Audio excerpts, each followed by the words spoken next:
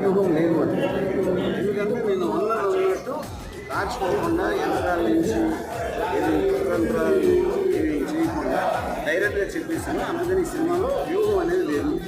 దీంట్లో వివేకానంద రెడ్డి గారి హత్య గురించి కూడా చూపించడం జరిగింది. హత్య గురించి కదా, హత్య టాపిక్ పెట్టాను. సో దీంట్లో ఇంకా చూస్తే భారతీ గారి క్యారెక్టర్ ఎంతవరకు ఉంటుంది? నెగిటివ్ ఉంటుందా, పాజిటివ్ ఉంటుంది?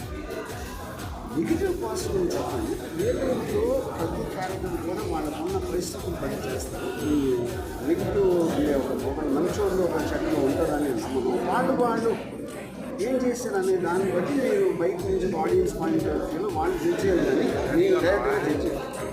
ప్యాకేజ్ అనేది ఫస్ట్ నుంచి బయట వినిపిస్తుంది. ఇప్పుడు ప్రజెంట్ రాజకీయాల్లో ప్యాకేజ్ అనే మాట. సో మీ ట్రైలర్లో కూడా నేను చూశాను, ప్యాకేజ్ మీకు ఇస్తాం